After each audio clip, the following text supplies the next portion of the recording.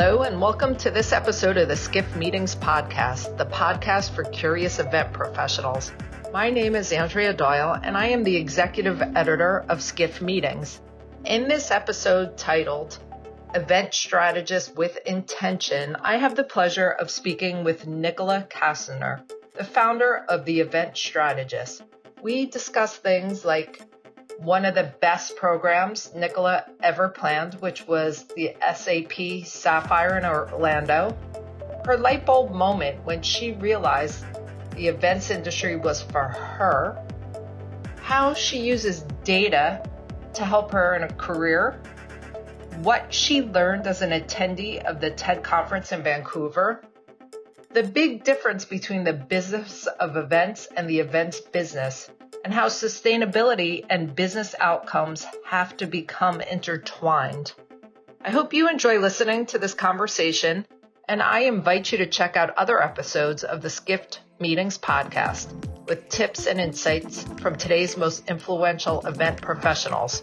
You can find all the episodes on our website or subscribe through your favorite podcast service.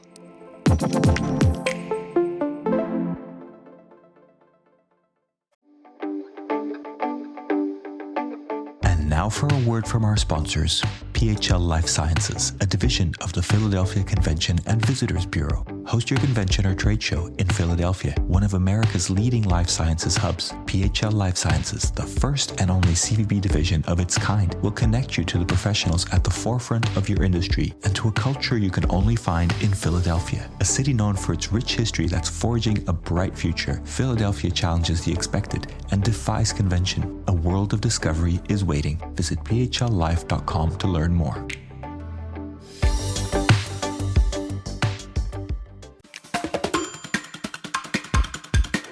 So if you would start by introducing yourself, and then we will get started. Sure. So my name is Nicola Kastner, and I am the founder of the Event Strategist, which is me, myself, and I, which is why it's only the one event strategist. And so I consult with clients on helping them optimize their event investments as a marketing tactic, or as even an association, for example, help them with their event strategy. But before that, I was the Global Vice President of Event Marketing Strategy at SAP for 5.5 years. And then prior to that, I was on the agency side for a good portion of my career. Oh, great. Can you tell us a bit about your journey as an event professional? Like, start when you first encountered business events and take us to your current role with the event strategist today. Sure, you got all day. I'll keep it somewhat short. So I actually was one of the rare people that went into events intentionally. Mm-hmm. I knew I wanted to get paid to travel the world, and I figured the best way to do that was to study hospitality and tourism. And so I went to university for that. And I think it was in my second year or my third year, I took a course on incentive travel. And that was before I knew I was as analytical as I am. But in this course, it was sort of like this light bulb moment for me where I realized that travel could impact business performance. And I was like, that's really cool. That's what I want to do. So that's sort of where, for the rest of my degree, I focused my intentions and my course of study. Of course, everybody else wanted to do that as well. It was an obvious, glamorous job. And so coming out of school, I worked on the hotel side. I worked at a DMC, and then ultimately moved to Merritt's on the agency side, where I was for 12 years. I worked at Merritt's, started running incentive travel programs and getting paid to travel all over the world. I was living my dream. And then if I fast forward, probably, I think it was it would have been in the early 2000s. I'm dating myself now here, but I took a course at a conference that actually, once again, changed the course of my career, and it was on event strategy. And it was just so impactful to me. So that sort of created the next trajectory of my career, away from incentive travel and more into using events to drive business performance as a marketing channel. And so moved to a couple of different agencies throughout after leaving Merritt's, and then started consulting for the first time. And as a consultant, SAP was my client. And as a non-Spanish or Portuguese speaking Canadian, I did all the Latin American event marketing strategy work for SAP. Makes no sense, right? Because here I am living in Toronto, but it worked really well. Did that for a number of years, a number of other initiatives, then went to a data management company to help build an event practice from the ground up. And then actually moved into SAP full time. It wasn't actually through any of my contacts that I had worked with, but I moved into Ariba as the head of events reporting to the CMO. Worked with her for almost a year to the day, actually. And then she was promoted to CMO of SAP Global Marketing. And shortly after that, tapped me to come over into the role that I was at for the rest of my time while I was at SAP, which was leading global event marketing strategy. So I was really focused on our portfolio of events, making sure that what we did drove maximum impact for both the company as well as for the attendees. So did that up until January of 22, and then started consulting. Wow. What I find interesting is that you saw travel as a business tool. Like you said, incentive travel, and then events, and focused really on the strategy. On the business side of events, I understood really early on that what I write about on LinkedIn a lot is around about the concept of the business of events, because at the end of the day, every single event we do, it doesn't matter whether it's an employee sales meeting, it's an incentive travel program, it's a customer conference, every event is meant to drive a business result and an outcome. Because there was talk for a while about, incentive travel is nothing but boondoggles. But well, no, and you know what? There was. Do you remember that with the AIG crisis, when the whole thing happened in 2009, when there were all the federal bailouts? Well, that was an incentive travel program that, if they're measuring, it's the same problem that we have still in events today. As long as we're measuring the outcomes that those events drive to the organization, and we can talk about the outcomes, then events can be justified. What happened there was AIG wasn't able to talk about the impact to the organization that this incentive travel program had generated. And so it created this whole crisis and this whole overfocus on the quote unquote boondoggle of events, versus if they had talked about the impact and the extra sales. It was actually a channel partner program. It wasn't even an employee program. With the outcomes that incentive travel program had driven for the organization, the crisis, there wouldn't have been the fallout that there was, I honestly believe. right. And all the people I've talked to on this podcast and just in my reporting, there's not many that went into this industry saying, I want to be in business events. Yeah, no, not at all. And I mean, I didn't want to be in business events. Let's be clear. I was 18 years old. I wanted to get paid to live a luxurious travel lifestyle.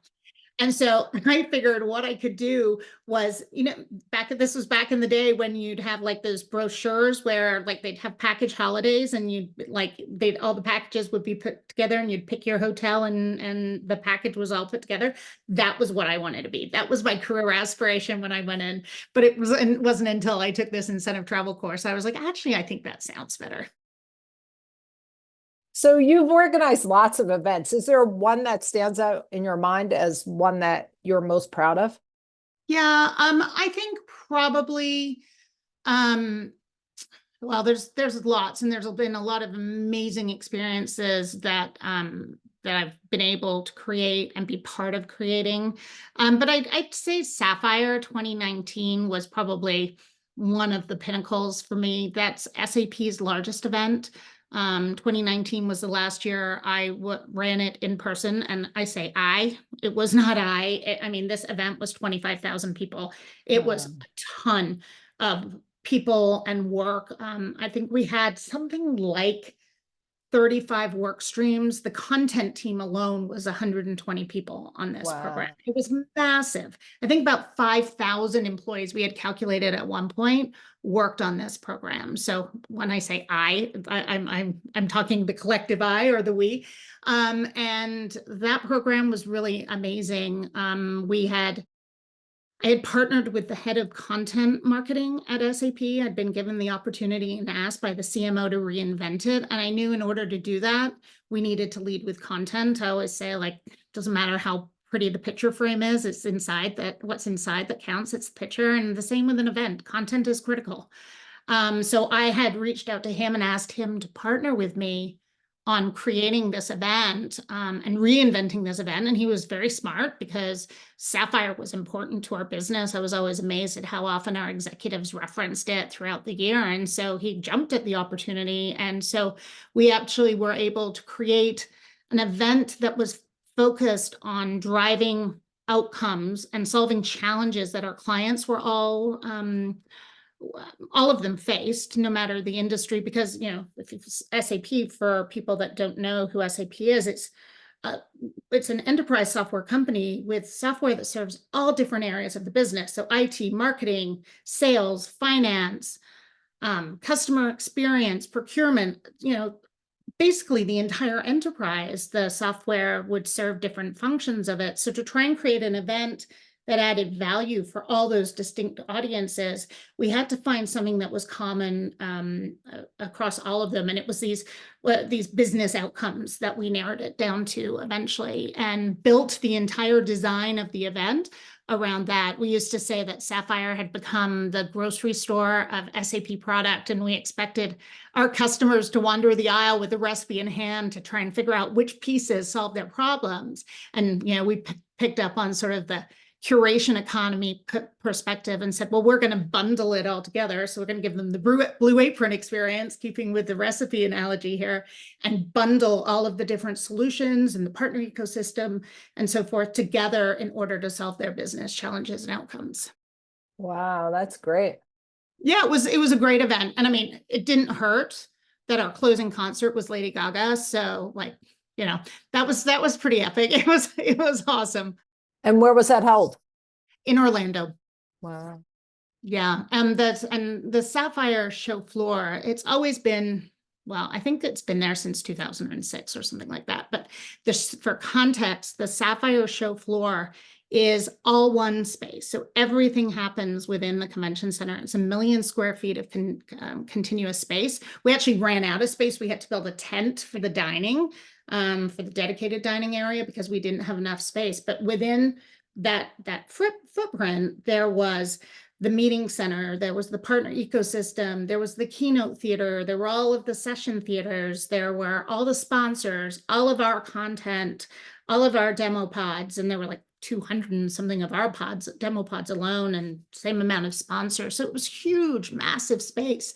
14 football fields for context. That's wow. The size of this space. And so, we were able to really redesign it based on these outcomes that the clients our customers were looking to solve for. I could see why you're proud of that. That sounds amazing. Yeah, it was really amazing. And it was a data-led strategy. And that was the thing that I think I was the most proud of, because yes, seeing your strategy come to life is always rewarding, but knowing that it was grounded in data. Every recommendation we made was grounded in data. And you are a data guru of sorts, aren't you? I'm a data geek. I don't know if I'm a data guru. I mentioned about before I knew I was analytical. Like, I love pivot tables. I'm like, I once had a client tell me that my passion for pivot tables was embarrassing. And I was like, I don't care. You should learn how to use them. They're important. And I still believe that. There's not much that can't be figured out with a pivot table. In fact, when my son was little, and he was very erratic sleeper, I tried to pivot table his feeding schedule to see if there was any sort of pattern in the data. Now, with ChatGPT, that would have been a whole different thing. It would be able to tell me now what the pattern was. But back then, I tried to figure it out with a pivot table. I didn't, though. Are you using AI more in your business? Yeah, I use it a fair amount. I think it's really important to lean into it and understand it. A lot of organizations, if I talk about large organizations, many of them still haven't rolled it out across the company yet, because they're trying to figure out what are the protocols around the use and, the policies and so forth. But it's coming. make no mistake, it's coming. It's like when the internet first came out. I'm sure the same thing happened then too, right? Now, can you imagine our life without using the internet? Like, of course not. So I spend a lot of time not researching it, because I mean, I'm no expert, but I listen to an hour-long podcast every week about it, which gives really great insights of all the new news. I actually participated in a 5-hour virtual event about AI last week, and it was fabulous, actually. And so, yeah, I use it a lot. I use ChatGPT a lot for ideas, especially when I'm doing content creation for LinkedIn. I'll use it for brainstorming. I don't like the output. I can read a post and tell you for the most part if it's been written by ChatGPT, but it helps with a blank page. I don't have to look at a blank page.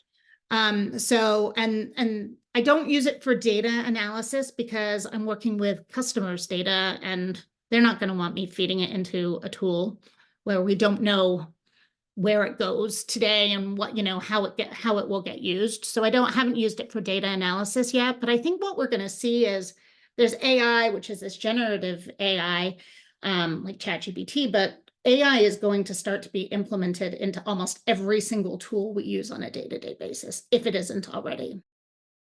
Okay. So I lean into it, and I really recommend that everybody does in this industry, because it's coming, and let's not get caught off guard. How do you think it's going to impact the industry? Well, it remains to be seen, right? It's all speculation. I don't really know at this point, but I saw this podcast that I listened to, and this whose event I went to last week. It's called the Marketing AI Institute, and they were saying that there's a new version of ChatGPT 5 that's coming out, or these large language models. I forget what the name of the model is. It's got a 3-letter code that stands for something. I just can't remember what it is right now. But basically, Sam Altman has said when this comes out, 95% of tasks that marketing agencies, strategists, and marketers do will be replaced by AI. That's a stat out there, like right now. In fact, I'm going to pull it up while we're talking to make sure that I say it right. Like that's alarming. It certainly is. I'm like, I need to find a new livelihood, because I'm not, my company is going to cease to exist if I don't figure it out. Now, I mean, nobody really knows, right, whether that is the case or not. Yeah, here it is. Sam Altman says AI will handle 95% of marketing work done by agencies and creative professionals today. Wow. Easily and nearly instantly at almost no cost. Whoa. Yeah. So I don't know what's going to happen with it. And I think but I do believe that AI is going to change the way that we work fundamentally in the future. Right. I agree.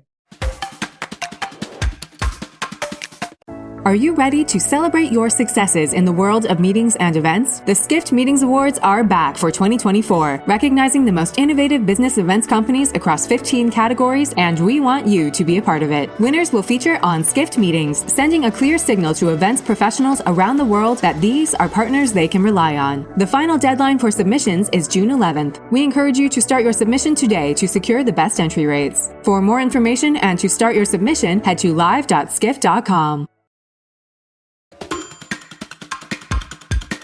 Getting back to events, what is one of the most unusual events you have attended, and one of the most memorable? Yeah, and I think I would say probably the TED conference, because, TED is legendary. I mean, I at SAP was asked on a regular basis to make our event more TED-like, and I would laugh and say, sure.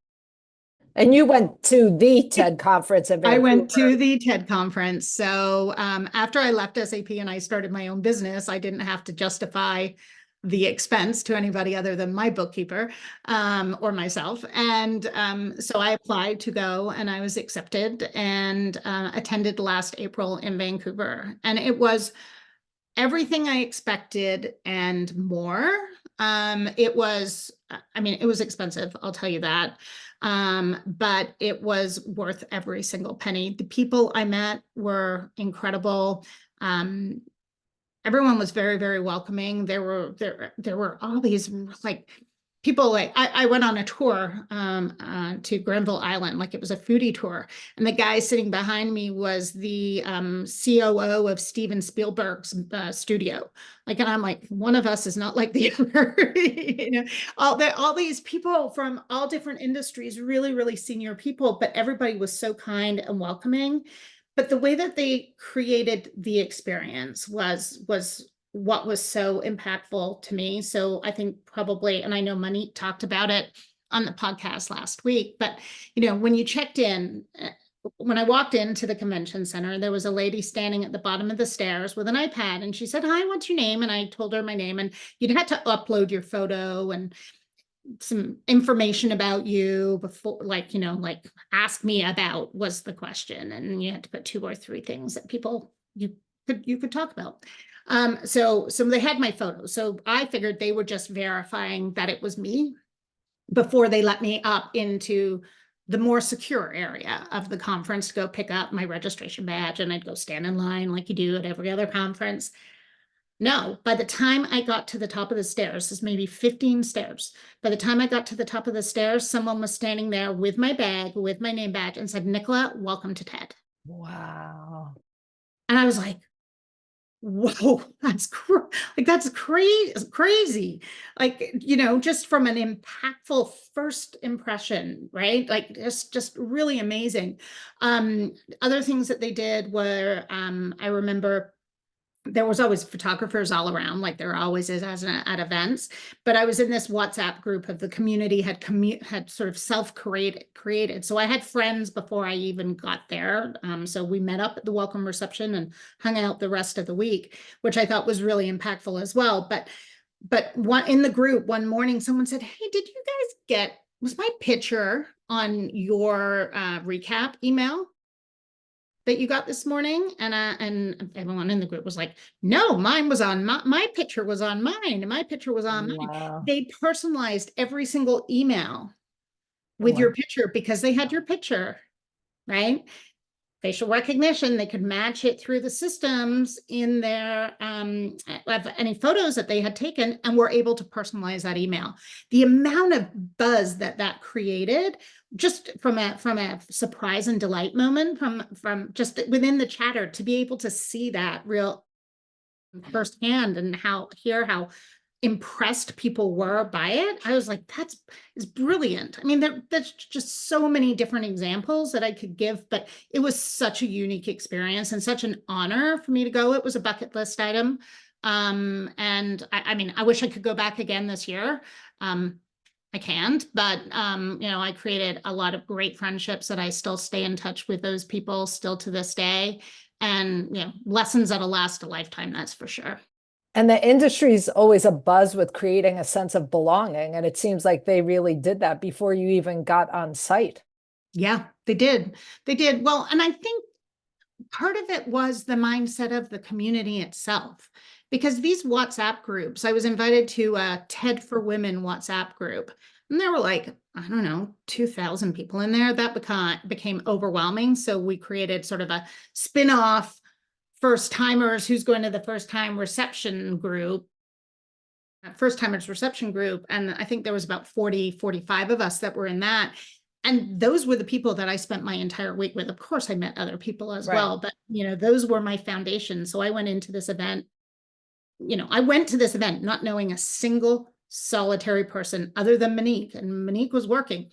She wasn't going to be spending any time with me, right? She was running an event. So I felt like I had this community, but that was the community itself. I don't think TED organized that. The community self-organized that. And I think that's just it was the mindset of people that were going. Got it. If you were to plan an event for 1,000 Nicolas, what would that event look like?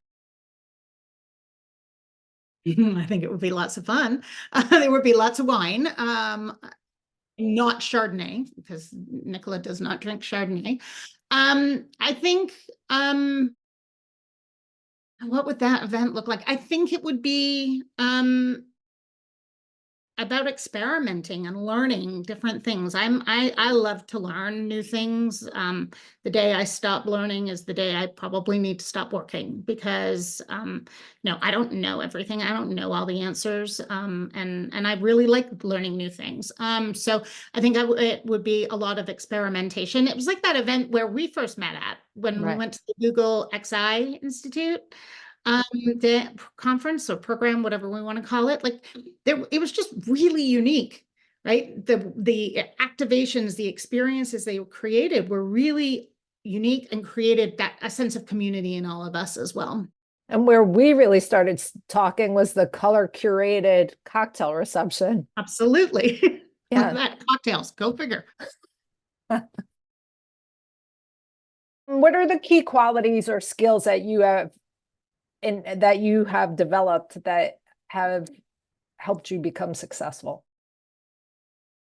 I think being data driven for sure. I honestly believe that has been the differentiator throughout my career, because I don't have to wait for somebody to tell me what the data means. I can do that. I can figure that out myself. And so being data driven, so being able to use data and then understand data to inform decisions, I think it is probably has been one of the biggest differentiators for me. I think being kind, being curious, building relationships. I I just think those are qualities that can help somebody be successful no matter where they are in their career. And just being curious and learning, Right. trying to learn something new every day. And I mean, just the fact that you paid to go to TED to see how it's done shows that, how curious you truly are. Well, yeah. And, like I was joking around when I said I've been asked throughout my career to make my conference more like TED. Like, I swear probably everybody listening to this podcast has been asked the same.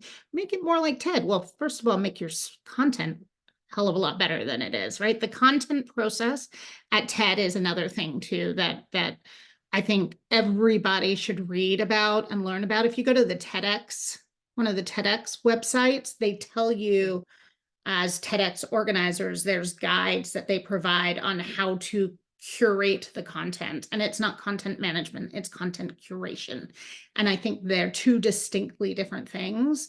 I don't sing. I could not sing to save my life. Like, I cannot carry a tune. It is awful. But I sang at TED in one of the sessions because there was such an amazing connection between the speaker and the audience. Not only did I sing at TED, I sang Beethoven's Ode to Joy in German, along with everybody in that TED theater standing on their feet singing at the top of their lungs. It was something incredible to see. And it was because this man knew how to create that engagement with the audience, to tell a story. He brought you along. And it was just, it was amazing. So I think that content and learning how to curate content versus manage content is something that as an industry, we could all learn from as well. Wow, that's amazing. Are there any individuals or organizations that you've learned from or partnered with that has been key to your success in your career? I think through when I was on the agency side, I always had an amazing partnerships with my clients. And I learned so much from them and from their trust in me. And so that is something that I try to bring forward when I was on the corporate side, working with agencies and so forth. We hire people because of their expertise. We hire employees because of their expertise. The worst thing you can do is tell them exactly what you want them to do. So that trust that was put in me, I always try and pay forward. So that's obviously been had a big impact on me. I mean, we talked about AI. Are there any other future trends that you're excited about? mean, it's a really exciting time to be alive, I think, right now, because like the change that's happening in this world is coming fast, and there's a lot of it.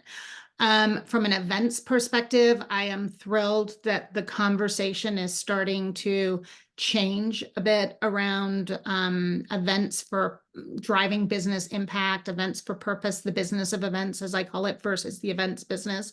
And those are two distinctly different things. The focus on data and driving outcomes and measuring what we're doing. And sometimes that's very difficult to do because, I worked in a very sophisticated marketing environment. And even though I studied events, I consider myself a marketer before an events person. I understand that if someone is buying multi-millions of dollars of software, they're not doing it because of my event. Right. So taking credit or attribution, if I'm using the marketing term, because of your event is a very difficult thing to do. And it's something that I actually don't think you should do, because, that's like saying you decided to marry your spouse within 30 days of one dinner and only that one dinner counts. Like that's ludicrous, right? The same thing happens with marketing, this applies to marketing attribution. But I think understanding the impact of an event on the customer life cycle and understanding that event is one touch point in a journey of many touch points. It feels like that conversation is becoming more prevalent now, and that also makes me excited. Why do you think that conversation is changing? I think our industry might be growing up a little bit, which is a good thing. Events are an expensive investment. Events are an incredibly powerful investment, and we saw that through the pandemic. I don't know if you remember the first couple of years of the pandemic, people were like, events are never going to come back. We don't need events. Well, we had the Halo legacy holdover period from events and from everything we were doing. But after 2 years of no events or very little events, people were desperate for events again, and the pendulums really swung the other way. But in order to justify that investment, and it is the second highest investment level in a marketing budget is events, outside of all of the digital channels put together is first, and then events is second. If you look at the analyst firm data, both Gartner and IDC data are the same. 12% of the holistic marketing budget, not just the program's budget, the overall budget is going to events. That is a lot of money. So in order to be able to continue to receive that kind of funding, we have to be able to tell our own story. Do you see events changing in any other way the next 5 years? Yeah, I think sustainability is going to become, right now I feel it's like a checkbox. Yeah, check, we've got sustainability.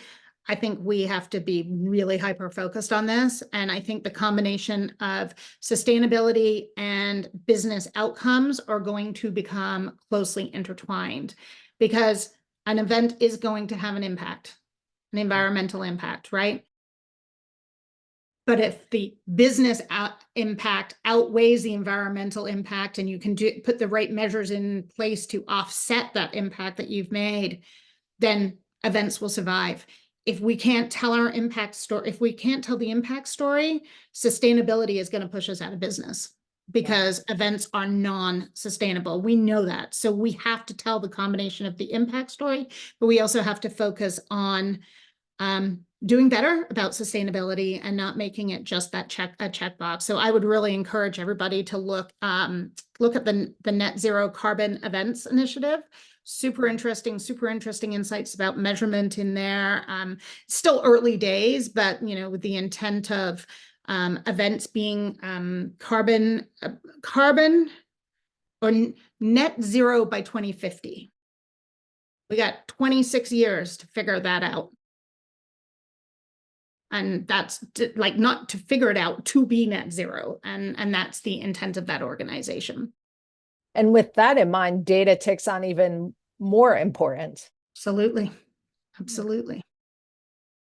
If you could change one thing in the events industry, what would it be?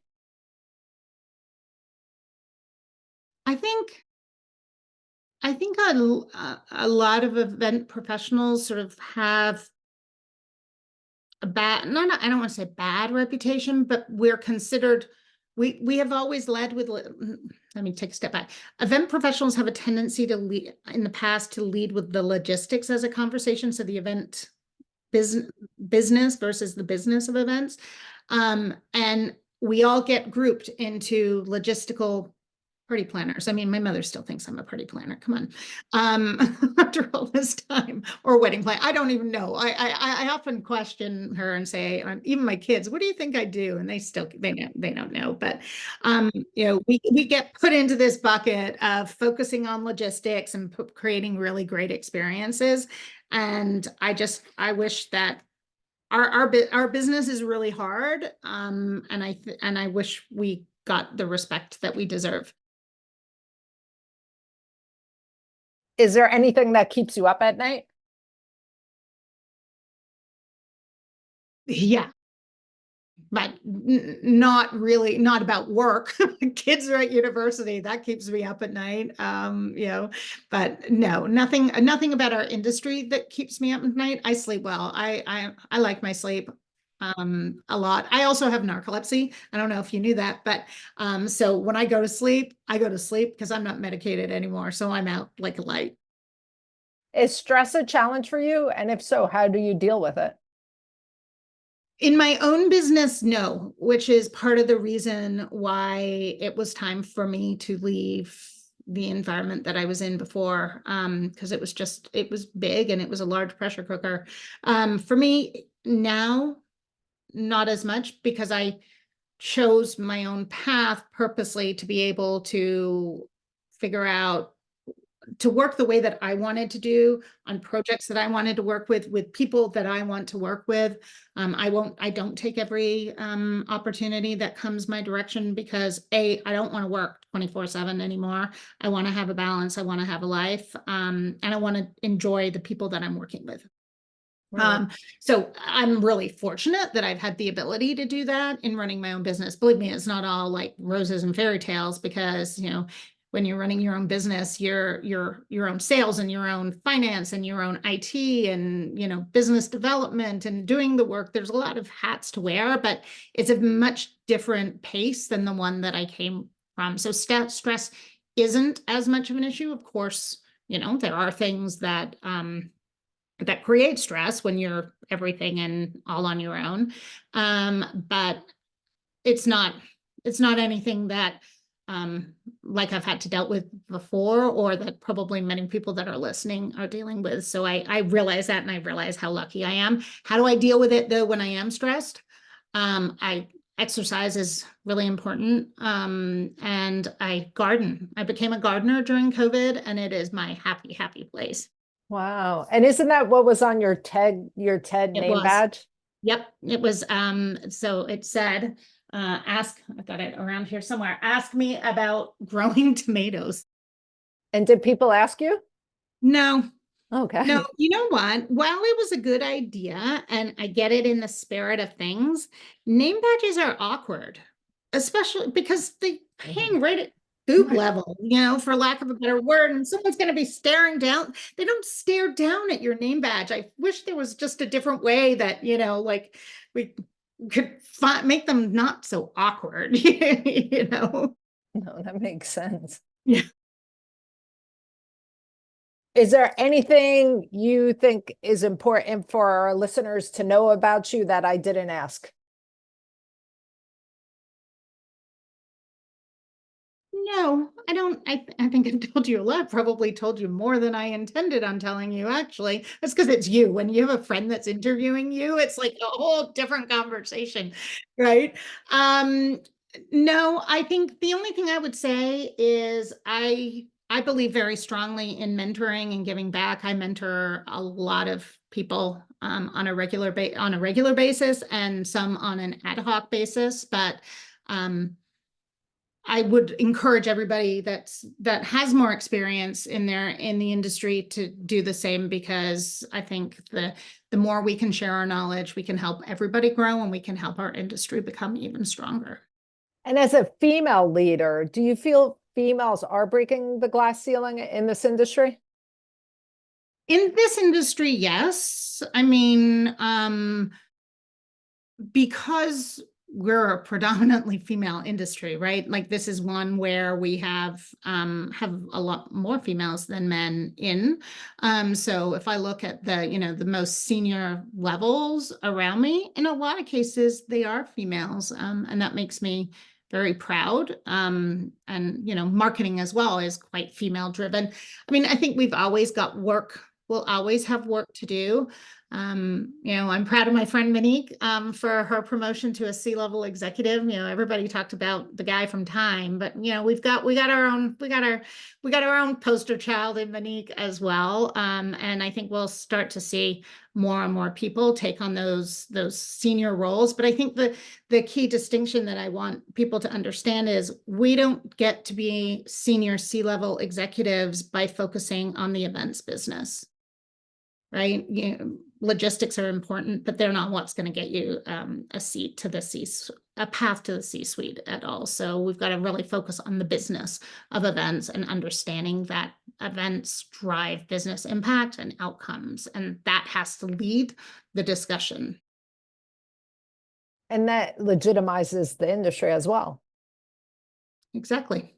So all of those things that we talked about, they all stack up together to become really important. It's not like one's more important than the other. They're all important.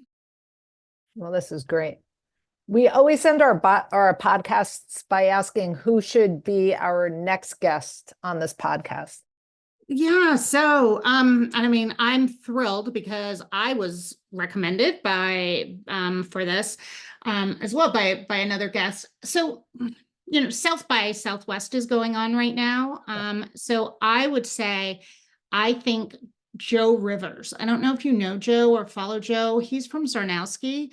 But really he is, I don't know. I want this guy's job, first of all, because what he does is he goes to every big experiential event that you can think of. So he's at South by Southwest right now. He was at CES. He was at Art Basel. He was at Canline. Like he goes to all of these different events, and his job is to help his clients, or Zarnowski's clients. But basically, he is an analyst on experiential strategies, if that's sort of the way that I describe what he does. So, reading his LinkedIn posts all weekend, he was talking about all these different brand activations and how they were bringing them to life and what was working and what didn't work and where people missed the mark. And to me, I just think it's fascinating, the work that he's doing and the insights that he's sharing with the industry, because we can learn from what he's seeing through his eyes. I know I would not be building a brand activation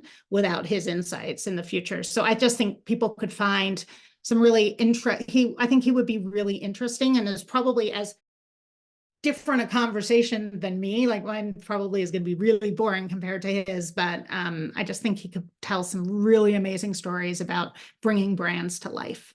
What would be one question I make sure I ask him? I would ask him this is probably a really difficult one for him to answer, but I would ask, what's his favorite activation that he's seen and why? And then what doesn't work? I want to know as much what doesn't work as what works, because sometimes that's maybe not quite as obvious. Right. Well, this has been great. Thank you so much for joining me today, and as always, it's a pleasure. Thank you so much for having me.